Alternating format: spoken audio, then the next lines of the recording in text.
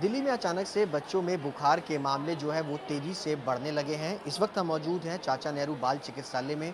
तस्वीरें आप देख सकते हैं कि रोज़ाना जो यहाँ पर 600 से 400 लोग ओपीडी के अंदर अपने बच्चों को इलाज कराने के लिए आते थे, उनका नंबर जो है वो अचानक से डबल होना शुरू हो चुका है और लगातार ये जो मामले हैं वो तेज़ी से बढ़ रहे हैं। हमारे साथ doctor Mamta head of office हैं चाचा नेहरू बाल चिकित्सालय की। मैम, अ, क्या नंबर्स जो हैं वो बढ़ रहे हैं? किस तरीके से ये बढ़ रहे हैं? क्या वजह है कि?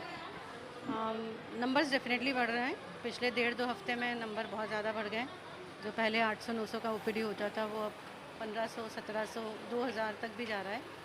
और मेनली ये सारा फ़ीवर से ही आ रहा है बच्चों का। जहाँ तक है वो वायरल फ़ीवर ही है, क्योंकि 3 से 4 दिन में सेटल हो रहा है। प्रेजेंटेशन भी वायरल फ़ीवर जैसा है, सर्दी खांसी बुखार के साथ बच्चे आ रहे हैं।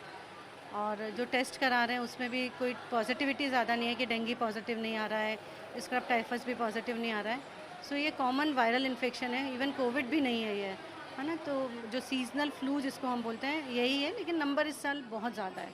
हर बार की जगह नंबर बहुत ज़्यादा है। हर बार वैसे अगर देखा जाए अप्रॉक्सिमेटली कितना नंबर्स जो है वो आते थे? हमारा मैक्सिमम ओपीडी जो है हर साल 800-900 होता था, लेकिन वही ओपीडी अभी हमारा 1700-1800 पे पहुंच गया है। तो अगर हम इसमें देखें कि वायरल फीवर वाले कम से कम 1000 पेशेंट्स रोज़ के वायरल इन्फेक्शन वाले होंगे।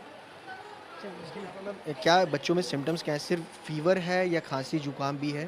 तो मोस्टली जो बच्चे होते हैं वो या तो हाई ग्रेड फीवर, साथ में सर्दी खांसी होती है, साथ में थोड़ा सा उनको सांस लेने में मुश्किल है, चेस्ट इन्फेक्शन है, ये सब होता है। और कुछ बच्चे उल्टी दस्त के साथ भी प्रेजेंट करते हैं वायरल इन्फेक्शन में, सुस्त हो जाते हैं, खाना नहीं खाते हैं, ये सारी चीज़ें हैं। पर अगर बच्चे की सांस तेज़ चल रही है, बच्चा बहुत ज़्यादा सुस्त है, खा पी नहीं रहा है, तो उसको अस्पताल में ला के दाखिला करना भी ज़रूरी हो जाता है। क्या इनके कोविड टेस्ट भी हो रहे हैं? क्योंकि जिस तरीके से देखा जाए थर्ड वेव की आशंका जो है बहुत तेज़ी से अक्टूबर के एंड तक आने की है और बच्चों में ही लगातार जो एक्सपर्ट्स हैं वो बता रहे हैं। किसको किस तरीके से देखा जाए? हम कोविड टेस्ट सारे बच्चों का तो नहीं कर रहे हैं, लेकिन काफ़ी बड़े ग्रुप का हम कोविड टेस्टिंग भी कर रहे हैं। लेकिन कोविड टेस्ट तो पिछले 1 हफ्ते में एक भी नहीं, उससे भी ज़्यादा 2-3 हफ्ते में कोई पॉजिटिव नहीं आया है। तो ये अनलाइकली है कि ये कोविड इन्फेक्शन है या कोविड की थर्ड वेव का वो है। ये जो नॉर्मल सीजनल फ्लू है प्रोबेबली वही है जो इस बार थोड़ा ज़्यादा नंबर में आ रहा है। अब स्कूल्स भी जो है वो खुल चुके हैं और ऐसे में जो पेरेंट्स हैं उनको आप किस तरीके से गाइड करना चाहेंगे? क्योंकि अवेयरनेस है लोगों में, लोग जैसे ही बुखार देख रहे हैं तो अस्पतालों की तरफ रुख कर रहे हैं। लेकिन इस बुखार में बच्चों को बचाना भी बहुत ज़रूरी है। दवाई लेना तो ठीक है, एक बार हो जाता है, लेकिन पेरेंट्स अपने बच्चों को बचा के रखें। बचाने के लिए सारी चीज़ें वही है जैसे हम कोविड में बात करते थे, कोविड भी एक तरह का वायरल इन्फेक्शन ही था। तो बात ये है कि मास्क पहना के रखें बच्चे को, क्योंकि फ्लू भी एक दूसरे से फैल सकता है, तो मास्क पहनना बहुत ज़रूरी है। साथ में बच्चे बार-बार हाथ धोते रहें। जब भी घर में घुसते हैं तब हाथ धोएँ, घर से निकल रहे हैं, खेलने जा रहे हैं तो भी हाथ धोएँ, या खाना खाने बैठ रहे हैं उसके पहले हाथ धोएँ। तो हाथ धोना एक इतनी अच्छी चीज़ है जिससे हम कोई भी बीमारी को बचा सकते हैं। तीसरा है बाहर का खाना अवॉइड करें या मैदा की चीज़ें अवॉइड करें। जितना फ्रेश फ्रूट्स देंगे, फ्रेश खाना खिलाएँगे घर का, उतना अच्छा है। विटामिन सी बहुत अच्छा बॉडी की इम्यूनिटी को बढ़ाता है, तो जो पदार्थों में खाने पीने में विटामिन सी मिलता है, फ्रूट्स में, ऑरेंजेस में, या अभी मौसमी का सीज़न है, तो इस तरह की चीज़ें थोड़ा बच्चों को ज़्यादा दें। और बच्चों को बहुत भीड़-भाड़ वाले एरिया में अवॉइड करें, क्योंकि जितना आप बच्चों को इन सब चीज़ों से दूर रखेंगे, उतना ही आप बच्चे को इन्फेक्शन से बचा सकेंगे। अगर मेडिसिन्स की बात करें तो क्या कुछ मेडिसिन्स जो है उनको दी जा सकती है बच्चों को, जो लोग अपने बच्चों को अस्पताल नहीं लाना चाहते क्योंकि डरते हैं कि अस्पताल भी क्यों लेकर के जाएँ, इन्फेक्शन का डर भी रहता है? देखिए, मेडिसिन्स ज़्यादा वायरल इन्फेक्शंस में हेल्पफुल नहीं होती है। सबसे ज़्यादा होता है बच्चे को हाइड्रेशन अच्छा रखना। हाइड्रेशन मतलब पानी पिलाना, नारियल पानी पिलाना, नींबू पानी पिलाना, इस तरह की चीज़ें बच्चों को बार-बार देते रहिए।